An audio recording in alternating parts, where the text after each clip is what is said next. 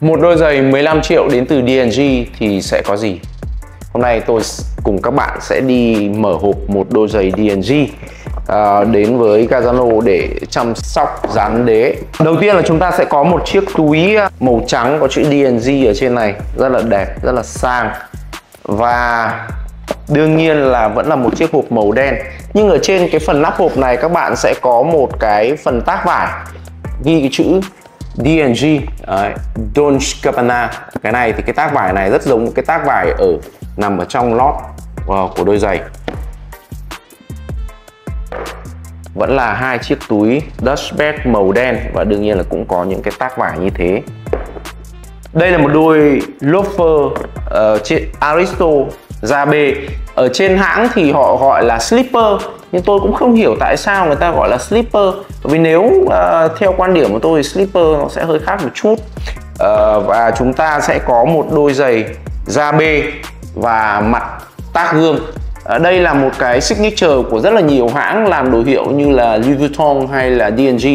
Họ vẫn hay làm những cái logo tác gương như thế này, D&G. Và cái mặt logo ở đây thì người ta sẽ mạ bằng rhodium màu đen, hơi đen một chút. Nó sẽ tạo ra cái sự sang trọng và nó khá là tinh tế. Những cái version trước thì Aristo này sẽ có một cái logo chữ D và G rất là to, có thể màu vàng hoặc là màu trắng tùy vào phiên bản. Nhưng ở phiên bản này thì các bạn sẽ thấy rằng một cái logo khá là bé, khá là tinh tế. Đôi giày này thì theo hãng người ta nói thì 100% làm từ calfskin. Calfskin có nghĩa là da bê non, tức là cái thời gian mà người ta thịt lấy da và của cái con bê thì khá là còn nhỏ, khoảng đâu đó khoảng 3 tháng là người ta đã lấy ra rồi. Phần bên trong của cái đôi giày này thì luôn luôn sẽ có một cái tác vải in hình chữ D&G. Đây là một cái signature và xuyên suốt trong tất cả những đôi giày của D&G đều như vậy. Và theo nhà sản xuất thì phần lót bên trong này sẽ làm bằng da bê non, và còn những cái phần lót ở hai bên cạnh này thì người ta sẽ làm bằng da cừu non. Ở đâu đó thì người ta sẽ làm một chút bằng da dê. Và đôi giày này thì là một đôi giày có cấu trúc black, vì vậy các bạn sẽ nhìn thấy ở phần trong lót của đôi giày này sẽ có những đường chỉ. Và đây chính là một cái biểu hiện cho việc là cấu trúc của đôi giày này rất là bền và khá là chắc chắn. Các bạn có thể nhìn thấy một cái đường chỉ khâu ở phía dưới của đôi giày này. Và sau đó thì Gazano đã dán đế bảo vệ lên cho đôi giày và chuẩn bị gửi đến tay khách hàng. Với những cái đôi giày mà có cái cấu trúc khâu như thế này thì luôn luôn có cái độ bền bỉ tốt hơn những đôi giày mà có cấu trúc dán. Với những cấu trúc dán thì các bạn có thể nhìn thấy phần đế của đôi giày này rất là mỏng, và ở phía dưới này các bạn sẽ không nhìn thấy bất cứ đường chỉ nào, và nó sẽ giúp cho đôi giày nhẹ nhàng hơn, dễ uyển chuyển hơn, dễ đi lại hơn. Nhưng có một điểm chết người, đấy là chỉ sau khoảng hơn 1 năm đến 2 năm sử dụng ở Việt Nam với điều kiện nóng, và nhất là bạn nào sử dụng để trong xe ô tô hoặc để ở nhà có cái thời tiết quá nóng thì rất nhanh để bong keo và rất sớm có thể vứt đôi giày đi.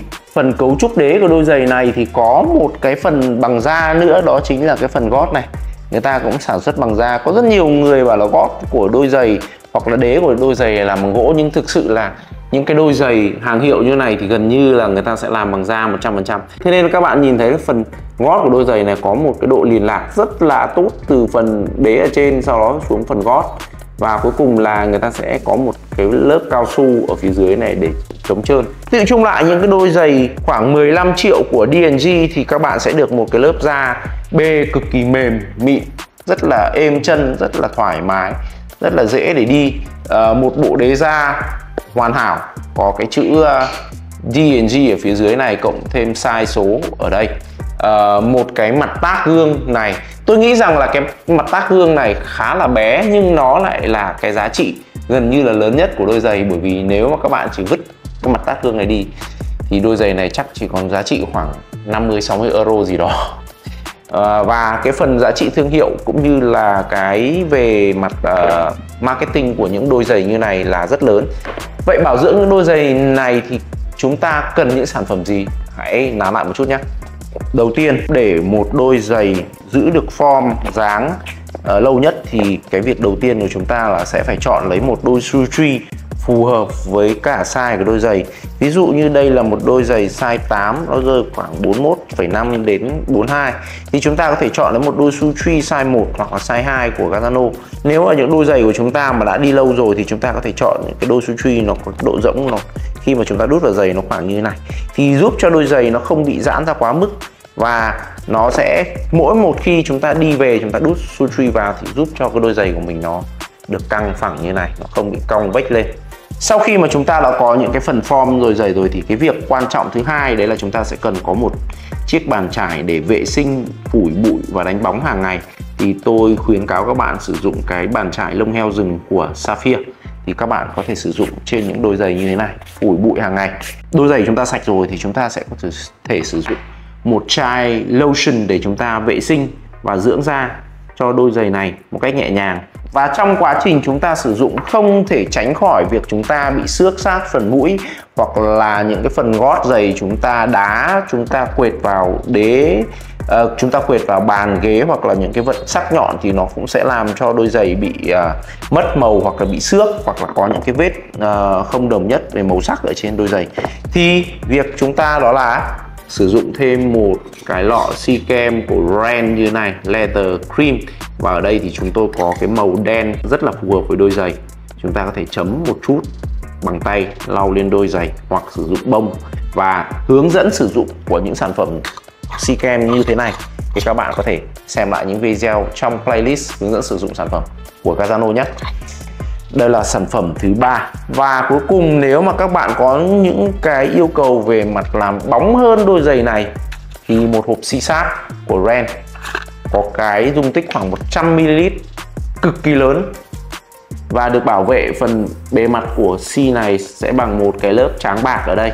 Và các bạn muốn khi sử dụng thì hãy bóc cái lớp này ra và sau đó đánh lên đôi giày. Đó chính là những cái sản phẩm mà chúng ta nên có ở nhà, dù là đôi giày D&G hay Louis Vuitton hay Gucci hay Hermes, thì chúng ta cũng nên sử dụng những bộ sản phẩm cơ bản này.